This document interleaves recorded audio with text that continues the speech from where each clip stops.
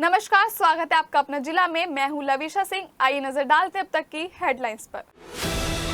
शास्त्री नगर की 3 मंजिला इमारत में आग लगने से लाखों का सामान जलकर राख। आग लगने से क्षेत्र में मची अफरा तफरी। घंटों की कड़ी मशक्कत के बाद दमकल विभाग की टीम ने आग पर पाया काबू।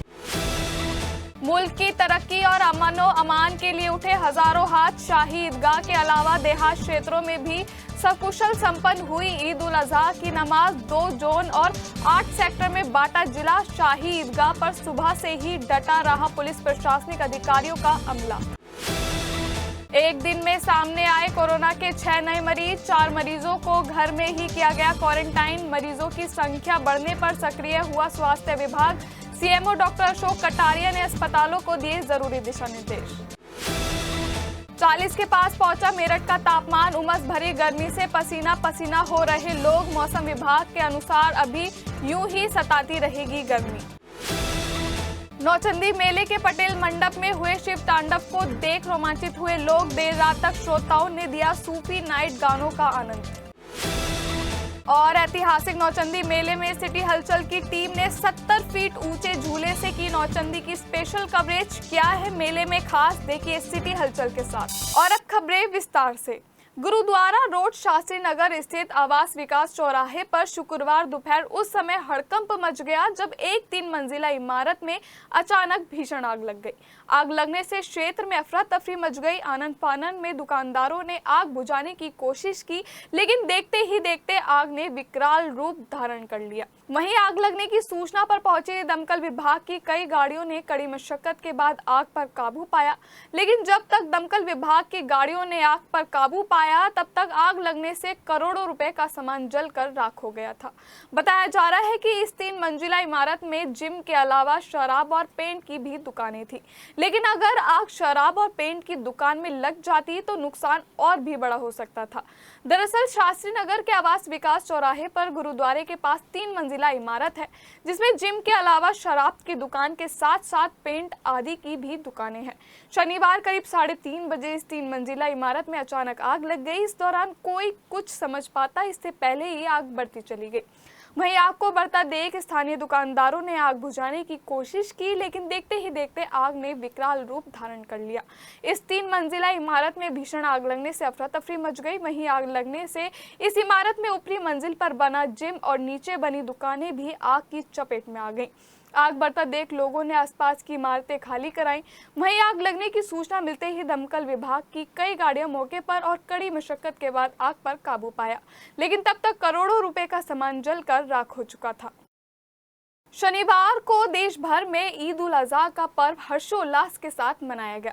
मेरठ के दिल्ली रोड स्थित शाही ईदगाह में देश की तरक्की और अमनो अमान के लिए हजारों हाथ उठे और नमाज अता करने के बाद सभी ने गले मिलकर एक दूसरे को ईद उल अजहा की मुबारकबाद दी। शाही ईदगाह में आज सुबह 7 बजे नमाज अता की गई। यह पहला मौका था जब सड़क पर नमाज नहीं पढ़ी गई। ईद की नमाज पहली बार शहर काजी डॉक्टर जैनू सालिकीन सिद्दीकी ने अता करवाई। ईद की नमाज के बाद शहर काजी डॉक्टर जैनू सालिकीन सिद्दीकी ने सभी से अपील करते हुए कहा कि कोई भी खुले में कुर्बानी ना करे। गली मोहल्लों में कुर्बानी के बाद पशुओं के अवशेष और गंदगी ना फैलाएं। नगर निगम अफसरों से मुस्लिम इलाकों में साफ सफाई कराने, कूड़ा उठवाने की अपील की गई। बिजली पानी की पर्याप्त व्यवस्था की मांग अफसरों से की गई।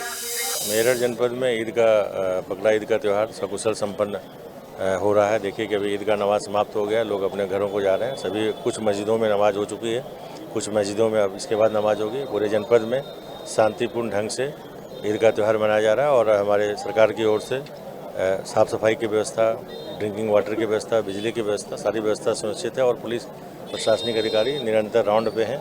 हम लोग भी राउंड पे हैं, हम और कप्तान साहब, और शांतिपूर्ण ढंग से ईद मनेगी। ईद उल अजहा की नमाज सही तरीके से सकुशल संपन्न हो गई है। पुलिस के आला इंतजाम थे और सभी लोगों ने ईदगाह के अंदर ही नमाज पढ़ी है।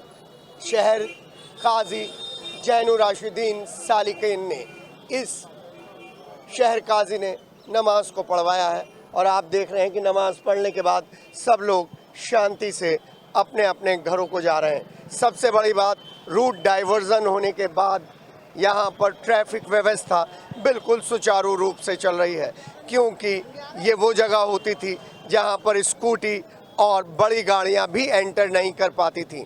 जैसे ही नमाज पूरी हुई उसके बाद सभी लोग अपने अपने घरों के लिए जा रहे हैं, कोई किसी तरीके की परेशानी नहीं है। पुलिस के आला अधिकारी और प्रशासनिक अधिकारियों ने जब तक नमाज चली है तब तक यहाँ पर खड़े होकर हर व्यवस्था को खुद ही देखा है। आप देख सकते हैं कि ट्रैफिक पुलिस किस तरीके से ईदगाह जाने वाले लोगों का रूट डाइवर्ट कर रही है और उसको रेलवे रोड से भेज रही है। यहाँ पर मुश्किल से अभी आधा पौन घंटा हुआ है, बावजूद इसके ये पूरा सिस्टम कंट्रोल में है, किसी तरीके की भीड़ नहीं है और सभी लोग नमाज पढ़कर कुर्बानी देने के लिए अपने अपने घर पर जा रहे हैं। आइए कुछ लोगों से बात करते हैं। मियाँ, ईद मुबारक हो। आपको भी ईद मुबारक हो। नमाज बहुत अच्छी तरीके से हो गई। अल्हम्दुलिल्लाह अल्हम्दुलिल्लाह। क्या क्या तकरीर हुई?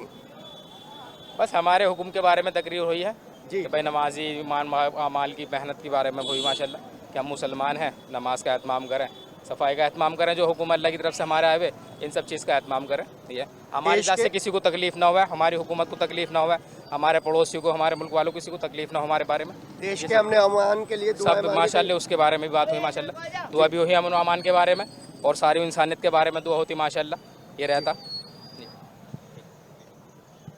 नमाज बहुत सही तरीके से निमट गई है। जी, बहुत अच्छी तरीके से नमाज निपटी है। प्रशासन ने पूरा सहयोग करा है, बहुत शांतिपूर्वक तरीके से सब कुछ काम हुआ है, सब बढ़िया हुआ है।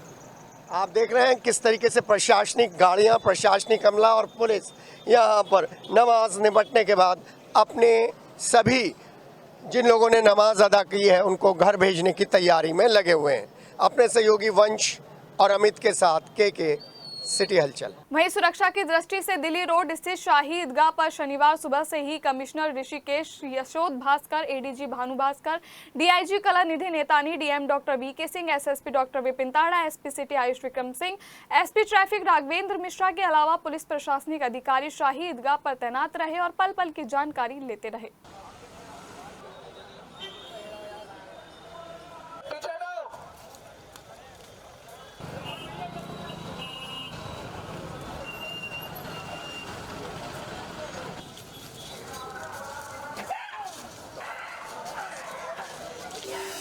सभी जगहों पर नमाज सकुशल संपन्न हुई है। नमाजी अपने घरों को लौट रहे हैं और पुलिस की चाक चौबंद व्यवस्था पूरे दिन रहेगी। प्रमुख चौराहों पर पुलिस रहेगी, पुलिस पेट्रोलिंग पार्टियां रहेंगी, साथ ही जो ट्रैफिक की हमारी टीम है और जो एलआईयू की टीम है इंटेलिजेंस की, वो भी एक्टिव रहेगी।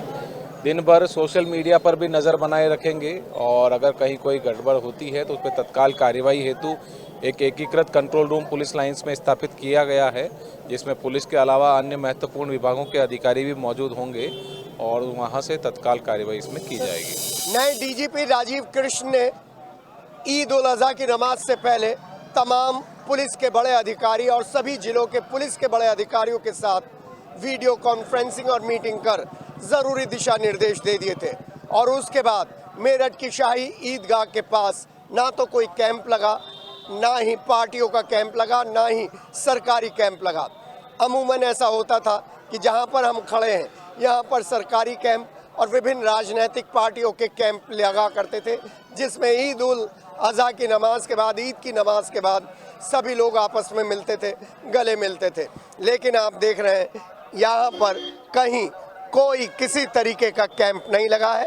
एसएसपी डॉक्टर विपिन ताड़ा, डीएम डॉक्टर वीके सिंह और एडीजी जोन के अलावा तमाम पुलिस अधिकारी यहाँ पर थे। अच्छी तरीके से पुलिस का इंतज़ाम किया गया था और जैसे ही ईद की नमाज पूरी हुई उसके बाद सभी लोगों को ज़रूरी दिशा निर्देश देते हुए अपने अपने घरों पर रवानगी के आदेश दे दिए थे। लेकिन सबसे बड़ी बात जो देखी गई है कि सड़क पर इस बार बिल्कुल भी नमाज नहीं हुई। शाही ईदगाह और उसके आसपास के क्षेत्र में अंदर ही ये नमाज अता की गई है। सरकार के, प्रशासन के सभी आदेशों का पालन किया गया है। वहीं जितने भी लोग नमाज पढ़कर, नमाजी जितने भी नमाज पढ़कर निकल रहे हैं, सबको ये भी बता दिया गया है कि कुर्बानी के बाद क्या क्या सावधानियां रखनी है। वहीं 164 ईदगाह और 515 मस्जिदों में ईद की नमाज अता की गई। सुरक्षा के मद्देनजर जिले को 2 जोन और 8 सेक्टर में बांटा गया, जबकि मिश्रित आबादी में पुलिस तैनात की गई। वहीं शाही ईदगाह और जामा मस्जिद पर भी ड्रोन से निगरानी की गई। इस दौरान एसएसपी डॉक्टर विपिन ताड़ा ने बताया कि शहर में 66 sub inspector, 3 additional SP, 4 deputy SP, 22 inspector, head constable 148, 2 company RAF, 1 company PSC Idgah पर लगाई गई। एसएसपी ने सभी थाना प्रभारियों को निर्देशित किया कि सड़क पर नमाज न होने दें।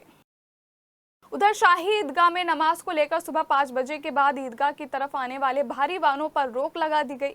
ईदगाह की तरफ सुबह 5 बजे के बाद भारी वाहनों के जाने पर रोक रही एसपी ट्रैफिक राघवेंद्र कुमार मिश्रा ने बताया कि दिल्ली रोड पर जलीकोठी और फुटबॉल चौराहे पर बैरिकेडिंग कर भारी वाहनों को रोका गया था, जबकि हल्के वाहन चलते रहेंगे। ट्रैफिक पुलिस के जवानों की शहर में 38 पॉइंटों पर ड्यूटी लगाई गई है।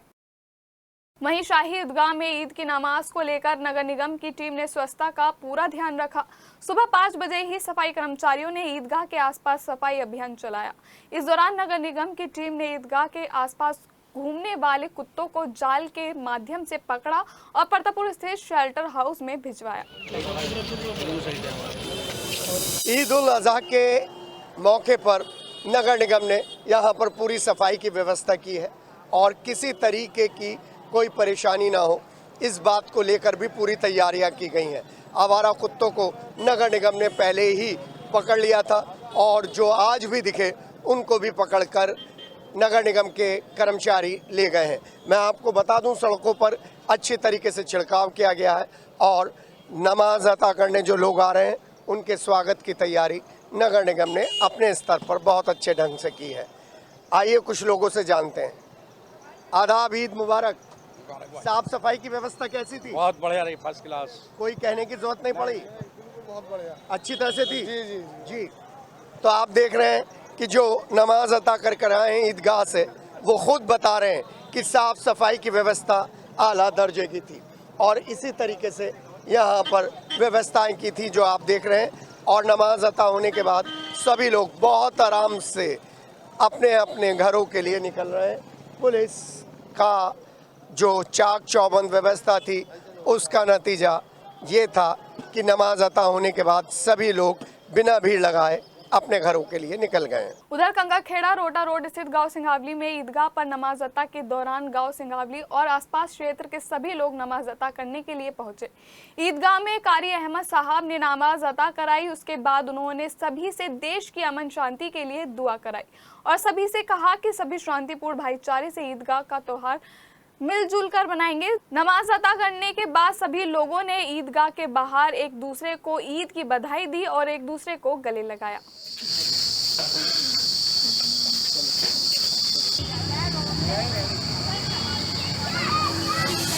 ये समझिए पूरे गांव वासियों ने ईदगाह में इकट्ठा होकर ईदगाह की नमाज अदा की है। बड़े प्यार मोहब्बत से ईद का त्यौहार मनाया गया है ये हमारे यहाँ, और हर साल की तरह हर एक साल में एक बार ईद आती है और बड़े प्यार मोहब्बत से ईद मनाई जाती है। और इसके साथ साथ हमारे यहाँ बकरा ईद भी है। जो बकरा ईद का त्यौहार जो मनाया जाता है बड़े शांतिपूर्ण ढंग से मनाया जाता है। आज तो कोई विवाद नहीं है, बड़े प्यार मोहब्बत से सभी भाईचारा बना के इस त्यौहार को मनाते हैं। सिटी हेल्टर को भी बहुत बहुत धन्यवाद देना चाहता हूँ। हर साल आके यहाँ बड़ी प्यार मोहब्बत से हम लोग की बात गाँव वासियों शहरवासियों को पहुँचाते हैं। वहीं कांग्रेस नेता मोहम्मद इमरान ने हज और ईद उल अजहा की सभी देशवासियों को मुबारकबाद पेश की। साथ ही भारत की तरक्की और हिंदू मुस्लिम एकता के लिए भी अल्लाह से दुआ की। उन्होंने कहा कि हज यात्रियों के लिए सरकार के बेहतर और पर्याप्त संसाधन करने चाहिए। जो हज यात्रियों को परेशानियां हो रही हैं उनका भी सरकार को ध्यान रखना चाहिए और सुविधाओं पर विशेष ध्यान देना चाहिए। मोहम्मद इमरान ने हज की धनराशि को कम करने के लिए भी सभी सांसदों से अपील करते हुए कहा कि हज पर खर्च की जाने वाली धनराशि का मुद्दा सभी सांसदों को संसद में रखना चाहिए, जिससे कि गरीब और आम आदमी भी हज को आसानी से कर सके। उधर सरधना में भी ईद उल अजहा को लेकर सुरक्षा के पुख्ता इंतजाम रहे। सुबह के समय मस्जिदों में ईद की नमाज अता की गई, जिसके बाद सभी लोगों ने एक दूसरे को गले मिलकर ईद की मुबारकबाद दी। बता दें कि ईद को लेकर पुलिस प्रशासन ने पहले से ही सभी तैयारियों को पूरा कर लिया था, जबकि शनिवार को सुरक्षा के मद्देनजर कड़ी सुरक्षा के बीच ईद की नमाज अता की गई। इस दौरान कोई भी खुले में कुर्बानी और स्टंटबाजी ना करे, इसके लिए भी पुलिसकर्मी पुस्तैद दिखाई दी। मेरठ में शुक्रवार को कोरोना वायरस के 6 नए मामले सामने आए हैं। स्वास्थ्य विभाग ने इस स्थिति को गंभीरता से लेते हुए अलर्ट जारी किया है। वहीं सीएमओ डॉक्टर अशोक कटारिया के अनुसार 4 मरीजों को होम आइसोलेशन में रखा गया है। एक मरीज की हालत खराब होने के कारण उसे मेडिकल कॉलेज में भर्ती कराया गया है। जिले में पिछले 1 सप्ताह में यह बड़ी वृद्धि देखी गई है। इससे पहले केवल 1 केस था। स्वास्थ्य विभाग ने कोरोना जांच का दायरा बढ़ा दिया है। 11 लोगों के सैंपल लिए गए थे, जिनमें से 6 की रिपोर्ट पॉजिटिव आई है। सीएमओ ने बताया कि संक्रमित मरीजों के परिजनों के भी सैंपल लिए जाएंगे। उन्होंने लोगों से अपील की है कि बाहर निकलते समय मास्क का प्रयोग करें। खांसी, जुकाम या कोरोना जैसे लक्षण होने पर तुरंत जांच करवाएं। एहतियात बरतने से कोई समस्या नहीं होगी। सीएमओ ने बताया कि गर्मी में हीट स्ट्रोक होने पर तुरंत इलाज की व्यवस्था करने के लिए अस्पतालों को दिशा निर्देश दिए गए हैं। सुरक्षा की दृष्टि से मास्क भी अवश्य पहने। कहा कि खांसी, जुकाम या बुखार जैसी स्थिति महसूस होने पर तुरंत जांच करवाएं। उन्होंने बताया कि 15 ऑक्सीजन प्लांट सक्रिय हैं। इसके अलावा कई अस्पतालों ने भी अपनी अलग व्यवस्था कर रखी है। और सिटी हलचल की विशेष पेशकश, फिर दिल दो नौचंदी में इस बार देखिए पटेल मंडप में शिव तांडव और सूफी नाइट की बेहतरीन परफॉर्मेंस। नृत्यांजलि फाउंडेशन के कलाकारों ने शुक्रवार रात नौचंदी मेला पटेल मंडप में कथक के साथ शिव तांडव की प्रस्तुति से सभी को रोमांचित कर दिया। कार्यक्रम में लखनऊ घराना ने सूफी नृत्य की भी प्रस्तुति दी। कार्यक्रम में अवध की नजाकत और नफासत एक साथ देखने को मिली। कार्यक्रम का शुभारंभ भाजपा नेता आलोक सिसोदिया, नरेंद्र, राष्ट्रवादी अंकुर गोयल, नासिर सैफी, राकेश गौड़ और जितेंद्र ने किया। गणेश वंदना और शिव तांडव की प्रस्तुति पर्णिका श्रीवास्तव व निखिल ने दी। सूफी अंदाज में पर्णिका श्रीवास्तव, निखिल, श्वेता गुप्ता एवं जया सिंह की प्रस्तुति खास रही। ईद की पूर्व संख्या पर पर्णिका, निखिल, श्वेता, जया और प्रिया ने नौचंदी की गंगा जमुना सभ्यता को दर्शाते हुए अल्लाह अल्लाहू की पेशकश के साथ हिंदू मुस्लिम एकता का संदेश दिया। एक मुलाकात में मस्त नजरों से की प्रस्तुति की कमाल रही। हर्षित चतुर्वेदी के सूफियाना अंदाज को सराहा गया। वहीं लखनऊ नृत्यांजलि फाउंडेशन की निदेशक रागिनी श्रीवास्तव ने बताया कि मेरठ में रामायण और महाभारत कालीन इतिहास देखने को मिलता है। उन्होंने बताया कि वह ताज महोत्सव, आगरा संबल महोत्सव, महाराजागंज महोत्सव, अमेठी महोत्सव, रायबरेली महोत्सव, बस्ती महोत्सव, सिद्धार्थनगर महोत्सव आदि में प्रस्तुति दे चुकी हैं। बहुत अच्छा लगा और मुझे हमेशा मेरठ से बहुत ज़्यादा प्यार मिलता है और ये मेरे ख्याल से 5वां साल है जब हम लगातार आ रहे हैं। और चाहे जिला प्रशासन हो या मेरठ की ऑडियंस हो, सबसे हमें पूरा सहयोग मिलता है। यहाँ पे मतलब बिल्कुल घर जैसा माहौल लगता है। मैं लोगों से यही कहना चाहूँगी कि आप अपनी भारतीय संस्कृति को बढ़ावा दीजिए और चूँकि बहुत ज़्यादा लोग वेस्टर्न कल्चर की तरफ जा रहे हैं तो बहुत ज़रूरी है कि अपनी सनातन, अपनी संस्कृति और जो हम लोगों की जो अपनी जो लोक कला है और जो कथक विधा है, ये धीरे धीरे कहीं ना कहीं मतलब इसके बारे में लोग कम जागरूक हैं। तो इस विधा को आप बढ़ाइए और इसको लेके आप आगे बढ़िए। मेरठ तो बहुत सालों से आते हैं हम लोग एंड प्रैक्टिस चलती रहती है लगातार। एंड इस बार हमने सूफ़ी परफॉर्म करा, तो सूफ़ी की प्रैक्टिस हम कर रहे थे कुछ दिनों से, 1 हफ्ते से। एंड हर साल आते हैं यहाँ पे, बहुत अच्छा लगता है। सब ऑडियंस बहुत प्यार देती है, ताली बजाती है, उनको बहुत पसंद आता है, तो अच्छा लगता है यहाँ के। आज हमने पहले गणेश वंदना की, फिर शिववरण की, उसके बाद हमने सूफ़ी की, बहुत सारी परफॉर्मेंसेस की जो सभी को बहुत अच्छी लगी, हमें भी करने में बहुत अच्छा लगा। वहीं नौचंदी मेला 2025 अंतर्गत नौचंदी मेला सभागार पटेल मंडप में वागीश दिनकर अध्यक्ष संस्कार भारती मेरठ प्रांत की अध्यक्षता में सांस्कृतिक संध्या का आयोजन किया गया।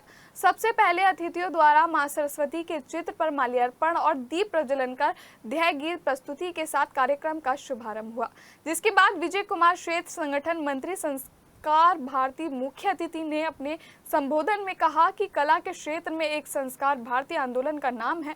उन्होंने बताया कि संस्कार भारती का लक्ष्य भारतीय कलाओं का सर्वधर्म संरक्षण एवं नवोदित कलाकारों को मंच उपलब्ध कराना है। सांस्कृतिक संध्या में विजयपाल सवेरिया का राजस्थानी नृत्य, कालेबेलिया पूना में राष्ट्रीय प्रतियोगिता में द्वितीय स्थान प्राप्त अर्चिता जैन का कथक नृत्य, अनुष्का शर्मा का ऑपरेशन सिंदूर पर देशभक्ति काव्य पाठ शिव प्रस्तुति, एकल नृत्यों की संदूर प्रस्तुति नवोदित कलाकारों द्वारा दी गई। कार्यक्रम का संचालन मनमोहन भल्ला ने किया। कार्यक्रम को सफल बनाने में रुचि बलनी, मानसी, संघर्ष शर्मा, यशपाल, प्रिंस अग्रवाल, राम लखन पटेल, कमल रवि का रहा। कार्यक्रम में सुधाकर, आशावादी, राकेश जैन, शील वर्धन, अर्चना जौहरी, डॉक्टर दिशा दिनेश उपस्थित रहे। इस दौरान विशिष्ट अतिथि के रूप में पहुंचे एसपी ट्रैफिक राजेंद्र कुमार मिश्रा ने कहा कि सभी कलाओं का मूल स्रोत लोक कला में प्रतिबिंबित है। इसके माध्यम से हम नवोदित कलाकारों को एक मंच प्रदान करने का कार्य कर रहे हैं। निरंतर संस्कार भारती के माध्यम से नवोदित कलाकारों को नए आयामों पर पहुंचाने का काम और उन्हें स्वावलंबी बनाने का प्रयास करते आ रहे हैं। उसी का एक छोटा सा प्रारूप आपके सामने आज इस मंच के माध्यम से। अलग अलग दिन अलग अलग संस्थाएं सांस्कृतिक कार्यक्रम करती हैं, तो आज संस्कार भारती यहाँ पर लगभग 1.5 घंटे तक सांस्कृतिक कार्यक्रम करने वाली है। शहर के बच्चों के साथ, परिवारों के साथ, कुछ बड़े अच्छे प्रतिष्ठित कलाकारों के साथ आज का ये मंच सजा रहेगा। बहुत सारे लोग आ चुके हैं और भी आने वाले हैं। माँ चंडी देवी की कृपा है, हम सब इस कार्यक्रम का आनंद लेंगे और मैं भी इस कार्यक्रम का आनंद लेने के लिए और समझने के लिए आया हूँ। मेरठ में गर्मी का असर लगातार बढ़ता जा रहा है। शुक्रवार को तापमान 40 डिग्री के पार पहुंच गया। मौसम वैज्ञानिकों ने अगले 5 दिन तक तापमान में बढ़ोतरी की संभावना जताई है। वहीं सरदार वल्लभ भाई पटेल कृषि एवं प्रौद्योगिकी विश्वविद्यालय के मौसम वैज्ञानिक डॉक्टर यूपी शाही के अनुसार 11 जून तक पश्चिमी उत्तर प्रदेश के सभी जिलों में मौसम शुष्क रहने व तापमान बढ़ने के आसार हैं। गर्मी का प्रकोप बढ़ने के कारण तापमान 40 डिग्री सेल्सियस तक पहुँच सकता है, इसलिए सावधान रहने की जरूरत है। वहीं शुक्रवार की बात करें तो राजकीय मौसम विभाग कार्यालय पर दिन का अधिकतम तापमान 37.7 डिग्री सेल्सियस एवं न्यूनतम तापमान 22.5 डिग्री सेल्सियस दर्ज किया गया। उधर प्रदूषण का स्तर भी लगातार बढ़ रहा है। गर्मी बढ़ने के साथ प्रदूषण में भी इजाफा हो रहा है। परीक्षितगढ़ नगर के किठौर तिराहे के समीप कब्रिस्तान की भूमि पर भूमाफियाओं ने जबरन करोड़ों की जमीन पर कब्जा करने का प्रयास किया था, जिस पर मुस्लिम समाज के लोगों ने एक युवक को नामजद व 5 अज्ञात के लोगों के विरुद्ध तहरीर दी थी।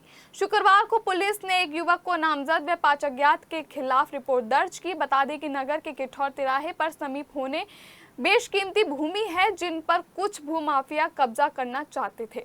कब्रिस्तान की भूमि पर कब्जा करने के मामले में पुलिस ने मुस्लिम समाज की तहरीर पर मुखिया गुर्जर और उसके साथ अन्य 5 साथियों के खिलाफ रिपोर्ट दर्ज की है। भारत विकास परिषद मवाना विराट एवं संस्कार शाखा हस्तिनापुर प्रांत द्वारा मवाना के मेरठ रोड पर स्थित उत्सव मंडप में शुक्रवार रात दायित्व ग्रहण समारोह आयोजित किया गया। कार्यक्रम के मुख्य अतिथि क्षेत्रीय अध्यक्ष भारत विकास परिषद डॉक्टर तरुण शर्मा रहे। कार्यक्रम का शुभारंभ अतिथियों द्वारा स्वामी विवेकानंद और भारत माता के चित्र के सम्मुख दीप प्रज्वलित कर किया गया। इस दौरान वर्ष 2024 और 25 के संगठन द्वारा किए गए कार्यों की रिपोर्ट प्रस्तुत की गई।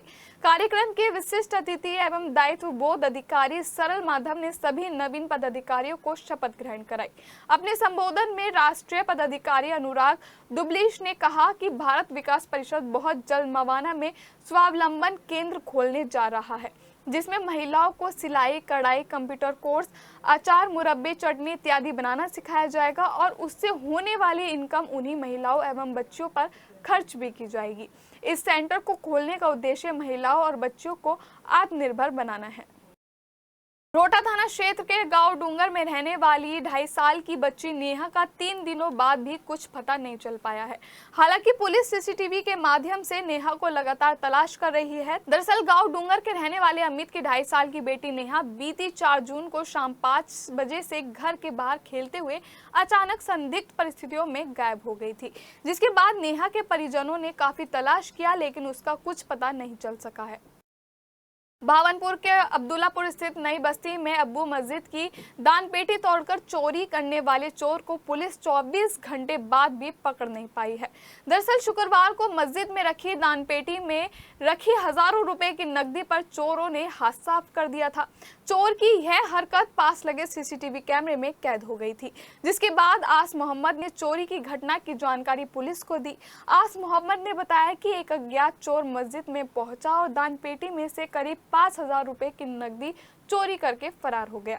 वहीं आस मोहम्मद की बात सुनने के बाद पुलिस सीसीटीवी फुटेज के माध्यम से चोर की तलाश में जुट गई है।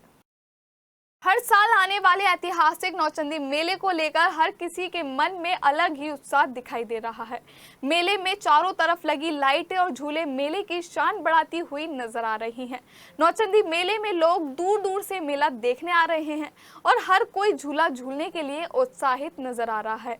ऐसा हम इसलिए कह रहे हैं क्योंकि जब सिटी हलचल की टीम कवरेज करने के लिए नौचंदी मेले में पहुंची तो बच्चों से लेकर बड़े तक सभी झूला झूलने के लिए उत्साहित दिखे और एक बार फिर अपने बचपन के दिनों में खो गए। देखिए क्या है नौचंदी मेले के राजस्थानी हिंडोला झूला और नाव झूला में खास, हमारी संवाददाता शिवानी सक्सेना के साथ। उत्तर भारत का ऐतिहासिक मेला नौचंदी मेला। नौचंदी मेले में आया, चारों तरफ रौनक ना हो ऐसा कैसे हो सकता है। चारों तरफ लाइटों से दुल्हन की तरह ये मेला सजा हुआ है और लोग यहाँ पर झूला झूलना है। कुछ लोग झूला झूल के आ भी चुके हैं, तो चलिए इनसे बात करते हैं कि कैसा महसूस कर रहे हैं झूला झूलने के बाद। मैम, साल में एक बार ये मेला आता है तो कैसा फील कर रही है झूला झूलने के बाद? बहुत अच्छा लग रहा है, बहुत एक्साइटमेंट है। काफ़ी टाइम हो गया, बचपन से आ रहे हैं यहाँ पे, अब अपने बच्चों को लेकर आ रहे हैं। अभी शॉपिंग करेंगे, घूमेंगे, मतलब काफ़ी साल हो गया है तो अच्छा लग रहा है घूम के। बहुत अलग सा क्रेज है मेले को लेकर। मैम, मेरा नाम मोनिका। नौचंदी मेले में आए, कैसा फील हो रहा है? मैम, बहुत अच्छा फील हो रहा है। शादी के काफ़ी साल बाद मैं यहाँ आई हूँ। शादी से पहले तो हमेशा आते थे, अब शादी जो है दूर हो गई तो साल में कभी कभार आना होता है, तो इसलिए आके बहुत अच्छा लग रहा है। मुझे अभी मैं झूला झूल के आई हूँ, मुझे बहुत इंजॉयमेंट फील हो रहा है यहाँ पे, बहुत अच्छा लग रहा है मुझे, मतलब बहुत अच्छा लगा मुझे यहाँ पे। हर साल की मैं इंतजार करती हूँ और मैं मेले में और ऐसा झूला ना झूलूँ ऐसा हो नहीं सकता। अब मुझे शॉपिंग करने का बहुत शौक है, नौचंदी मेले का मैं बहुत इंतजार करती हूँ ताकि मैं सारे झूले झूलूँ। मुझे बहुत मज़ा आता है झूला झूल के, बहुत एक्साइटेड हो जाती हूँ मैं तो जब नौचंदी मेला आता है। झूले में बहुत मज़ा आता है और नान खटाई यहाँ की बहुत स्पेशल है, वो और आलू एक पराठा, हलवा पराठा, वो बहुत अच्छा है, बहुत अच्छा लगता है और वेट करते हैं हर साल इस मेले का। हम इन सभी से बात करी, इन्होंने बताया कि बचपन से झूला झूलने के लिए ये नौचंदी मेले में आते हैं और ये काफ़ी एक्साइटेड थे मेले में आने के लिए कि आखिर नौचंदी मेले में जाएंगे और झूलों को झूलेंगे और इस पल को एंजॉय करेंगे। आखिर सबको देखकर मैं भी थोड़ी काफ़ी क्रेजी हो चुकी हूँ कि मुझे अपने बचपन के दिन याद आ गए और मैं सोच रही हूँ कि आखिर मैं भी थोड़ी देर बाद इस झूले को एंजॉय करूँगी और मैं भी बताऊँगी कि मैंने इस झूले को कैसे एंजॉय किया और मैं अपना एक्सपीरियंस भी आप लोगों के साथ शेयर करूँगी। चलिए थोड़ी देर बाद मैं इस झूले पर जब जाऊँगी तो मैं आपको अपना एक्सपीरियंस शेयर करूँगी कि मुझे झूला झूलने के बाद कैसा लगा। उत्तर भारत का ऐतिहासिक नौचंदी मेला, नौचंदी मेले में आए और झूलों को एंजॉय ना करें ऐसा कैसे हो सकता है। आज मैं नौचंदी मेले में 70 फीट ऊंचे झूले पर बैठी हुई हूँ। अपने कैमरामैन से कहूँगी कि एक बार चारों तरफ दिखा दें कि यहाँ पर कितने झूले लगे हुए हैं, कितने स्टॉल्स लगे हुए हैं और चारों तरफ इस मेले को दुल्हन की तरह सजाया गया। आखिर इस झूलों को देखकर मुझे अपने बचपन के दिन याद आ गए और आखिर मैं बहुत क्रेज थी कि मैं इस झूलों को झूलूंगी और अपने बचपन के दिनों को फिर से याद करूंगी। लेकिन इन झूलों को देखने के बाद थोड़ा डर भी लग रहा है और ऐसा लग रहा है कि आखिर वो बचपन के दिन फिर मुझे वापस मिल जाए आखिर पर। लेकिन इस झूले पे बैठकर मुझे डर तो बहुत लग रहा है, लेकिन मैं इस नौचंदी को काफ़ी अच्छे से एंजॉय कर रही हूँ क्योंकि इन झूलों पे बैठने के बाद ना ये जो चारों तरफ जो नज़ारा दिख रहा है लाइटों का, ये मुझे एक अच्छी सी मतलब वाइब दे रहा है कि मैं काफ़ी एक हैप्पीएस्ट एक खुशी महसूस कर रही हूँ इस नौचंदी मेले को। क्योंकि ये जो लाइटें हैं, ये जो झूले हैं और जो चारों तरफ जो लाइटें जल रही हैं, ये मुझे एक क्रेज फील करवा रही है और मुझे बचपन के जो दिन है ना उन्हें याद कर रहा है और मैं थोड़ी भावुक सी होगी, थोड़ा डर भी लग रहा है कि जैसे जैसे नीचे झूला नीचे जा रहा है ना, मेरी सांसें और मेरी धड़कन बिल्कुल एकदम थम सी गई है और मैं बहुत घबराई महसूस कर रही हूँ। अपने कैमरामैन से कहूँगी कि इस पल को पूरे अपने कैमरे में कैद कर ले और इस जो मैं बता दूं कि जो ये नौचंदी मेला है, दूर दूर से लोग यहाँ पर इस मेले को एंजॉय करने आ रहे हैं और आखिर अपने बचपन के दिन और जो अपने दिन को एक यादगार बनाने के लिए इस मेले को अच्छे से एंजॉय कर रहे हैं, घूम रहे हैं और इस झूले को एंजॉय कर रहे हैं और इस मेले को दिल खोल के एंजॉय कर रहे हैं। फिर दिल दो दो नौचंदी को। इस मेले को देख के तो ऐसा लग रहा है कि क्या कहते हैं, ये जो मेला हर साल आता है ना, ये साल में एक बार नहीं बल्कि 2 बार लगना चाहिए, क्योंकि ये जो मेला है ना, ये हमें एक जिंदगी को जीने के लिए बार बार हमें मतलब एक क्रेज फील करवा रहा है कि काश ये मेला एक बार नहीं साल में 2 बार लगना चाहिए, क्योंकि ऐसे मेले कभी कभी आते हैं तो उन्हें हमें खुल के एंजॉय करना चाहिए। कैमरा पर्सन राजेश शर्मा के साथ मैं शिवानी सक्सेना, सिटी हलचल। फिर दिल दो नौचंदी को। सरधना थाना क्षेत्र स्थित खिरवा नोआबाद गांव के रहने वाले गौचर समिति के अध्यक्ष ब्रह्मपाल गोस्वामी शुक्रवार को जिलाधिकारी कार्यालय पहुंचे। इस दौरान उन्होंने जिलाधिकारी कार्यालय में एक शिकायती पत्र देते हुए बताया कि उन्होंने एक अस्थायी नंदी बेसारा गोवंशों की गौशाला बनाई हुई है, जिसे बीती 2 जून को ग्राम प्रधान वीरेंद्र सिंह और अमित ने तोड़ दिया, जबकि इस दौरान उन्होंने गौशाला में रह रहे दर्जनों गोवंशों को वहां से भगा दिया। वहीं जन सुनवाई कर रहे अधिकारी ने पूरे मामले की जांच करवाकर कार्रवाई का आश्वासन दिया है। सीएम साहब से जो है मिलने जा रहे हैं। एक गांव में किरनवाबाद में एक गौशाला जो है तोड़ दी गई है और उसकी जमीन पर जो है कब्जा करा जा रहा है और जो गौवंश है वो जो है धूप में बैठने के लिए मजबूर है, इसलिए आज हम डीएम साहब से मिल रहे हैं। चौधरी चरण सिंह विश्वविद्यालय के मेरठ के योग विज्ञान विभाग द्वारा 11वें अंतर्राष्ट्रीय योग दिवस के उपलक्ष्य में योग जागरूक कार्यक्रम का शुभारंभ योग पार्क में योग विज्ञान विभाग के समन्वयक professor Rakesh Kumar Sharma, advocate Jagdish Raghav, Somvir Singh, KP Singh, Shail, Somam Milan, Singhal, Sarit Agarwal ने विधिवत रूप से मां सरस्वती के समक्ष दीप प्रज्वलित करके किया। महर्षि गेरन ने योग की इच्छा रखने वाले राजों को बताया कि योग परम बल है, ज्ञान सबसे बड़ा मित्र है, अहंकार सबसे बड़ा शत्रु है, इसलिए राजन शोध क्रिया के माध्यम से 72,000 नडी की शुद्ध के उपरांत आसन, प्राणायाम और प्रत्याहार को साध कर अपने मन को ध्यान के माध्यम से एकाग्र कर समाधि में लीन हो जा, उसे परमपिता परमेश्वर के लिए जो मोक्षदायक है। कार्यक्रम का संचालन अनुज बेसला ने किया। उत्तर प्रदेश कांग्रेस कमेटी के अध्यक्ष अजय राय कांग्रेस दिवंगत के नेता डॉक्टर मेराजुद्दीन के आवास पर पहुंचे और उन्होंने कहा कि सभी कांग्रेस कार्यकर्ता एक दूसरे के सुख दुख में हमेशा साथ खड़े हैं और साथ खड़े रहेंगे। इससे पहले मोतीपुरम हम फ्लाईओवर पर कांग्रेसी नेता रंजन शर्मा और अवनीश काजला ने प्रदेश अध्यक्ष अजय राय का स्वागत किया। अपने जिला में फिलहाल इतना ही, हमें दीजिए इजाजत, नमस्कार।